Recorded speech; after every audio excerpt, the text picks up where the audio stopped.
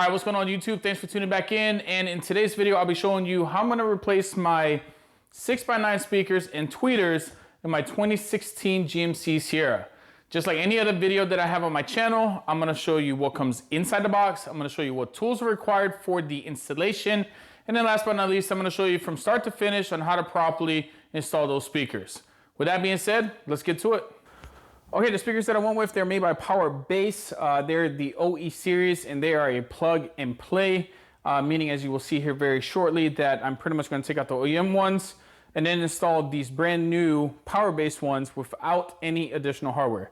Now, two things that I will not be going over. One is the pros and cons. And then number two is why did I pick this 6x9 over many other 6x9s out there in the market. If you are curious though, just drop a comment down below or send me an email, and within 24 to 48 hours, I will respond to that email or to that comment. Now let's get back into unboxing these speakers.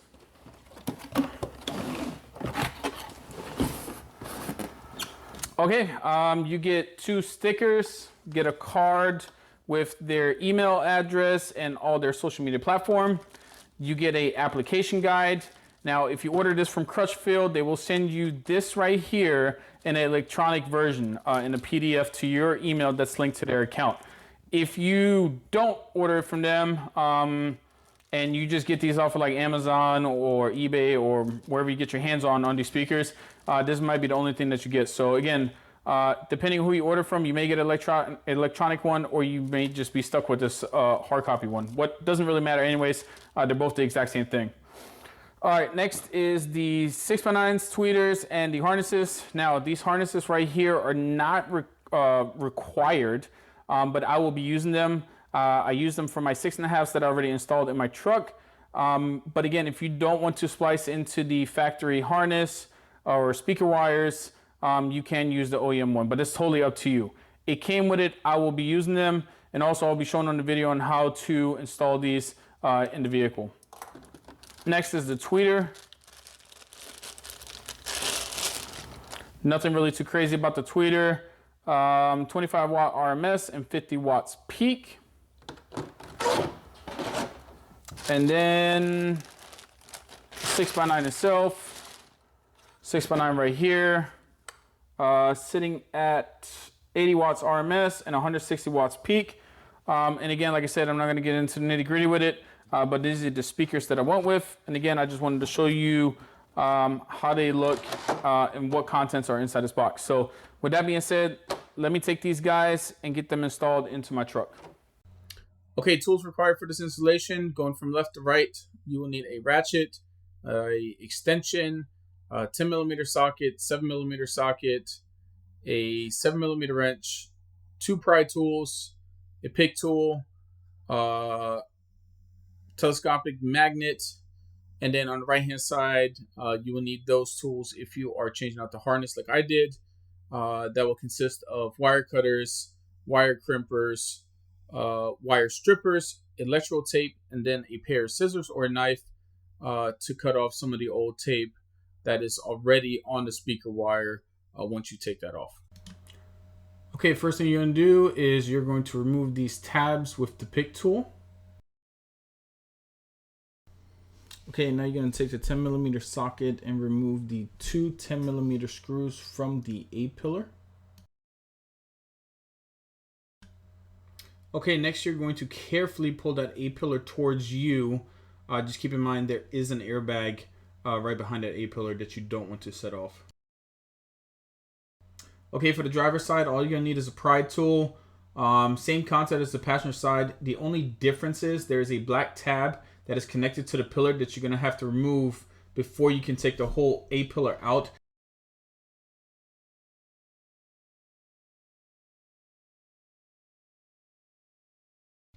Okay, once both A-pillars are removed, you're going to remove the center trim on the dashboard. As you can see, I used two pry tools. The reason for that is I did try one, but I was a little scared to break off the plastic tabs. So by using both of them, it made the removal much easier and a lot faster.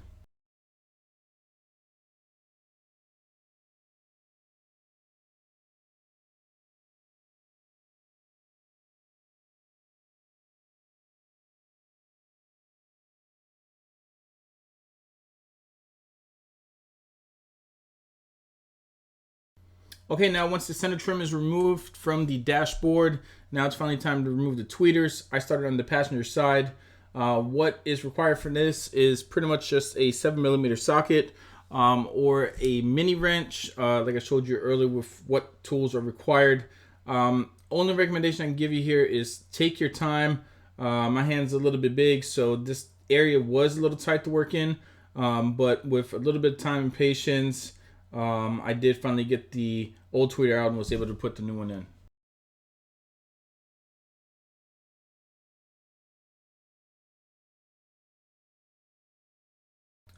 So once you remove both screws, as you can see here, I'm about to pull out the tweeter. On the back of the tweeter, there is a harness that unfortunately, and I apologize, I did not take a still image to show you, but the harness has a little tab. Once you depress that tab, you can remove that harness from the tweeter. Once that tweeter is removed, take the new one, plug it in, and then in reverse order, install that new tweeter.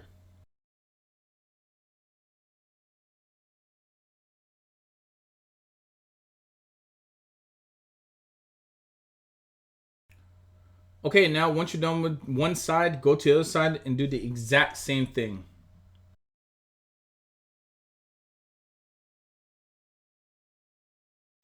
Okay, once you get done installing the tweeters, the next thing is reinstalling all the trim. There's really no sequential order with this. The only thing you have to install though first is the center trim for the dashboard. Once that's installed, it doesn't matter if you do the A-pillar on the driver's side next or the passenger side.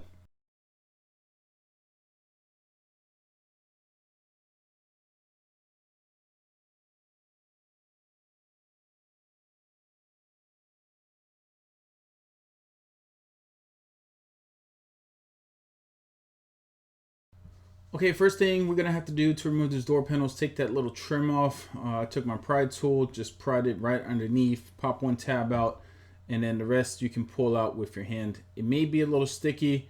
Just take your time, be patient, because you don't want to break any tabs on it. First screw you're gonna remove is closer to the left-hand side. It's all the way in there. You'll see it because you're gonna need the 7mm deep socket to remove it. Okay, next you're going to use the pick and you're going to remove the plastic trim as you see on the top right hand corner. One by the door handle that opens the door and one by the door handle where you shut the door. Okay, next you're going to remove 3 screws from where you just removed those covers, just as you see in the top right hand corner.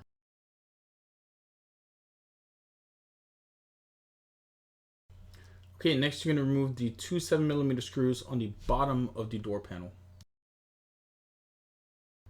Okay, once all the screws were removed, I was able to take off the door panel. What I did, I used my pry tool, worked it around the door panel and the door, and then once I got it loose enough, I was able to take it off.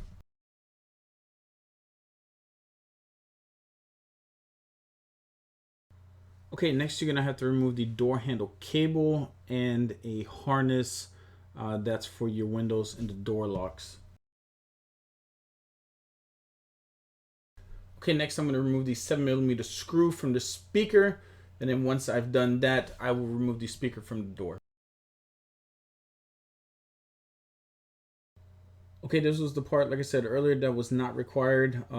Installing the new harness. Again, this is a me thing. Since I did get a brand new one, I used it. If you don't want to install the new one, then by all means, just skip this part. But this is just going to show you how I did it as far as splicing the new harness into the speaker wires.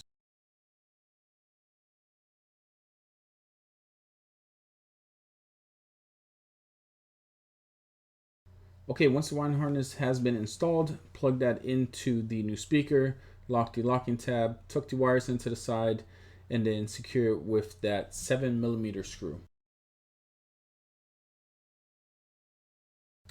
Okay, I've seen this 2 ways done. One way is the way I'm doing it right now, taking off the weather stripping. Or number 2 is keeping it on there and then reinstalling it. What I think makes it more difficult, so this is why I am taking this extra step to make it easier to reinstall. Okay, now I'm going to reinstall the 5 clips that I just took off the door panel in the door, as you can see. And then once I'm done with that, I'm going to reinstall the weather strip. Okay, now you're going to reinstall the wiring harness and the door handle cable. Okay, now you're gonna make sure that all the plastic tabs align with the holes on the door. Once they do, you can give the door panel a light tap to make sure they all pop back into place. Okay, last part, reinstall all 5 screws, and then as well as your 3 plastic trims, and then you are done.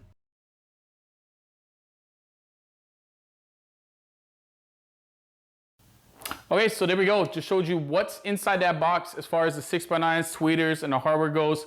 I showed you what tools are required for this installation. And then last but not least, I showed you from start to finish on how to properly install some tweeters and 6x9s in this vehicle.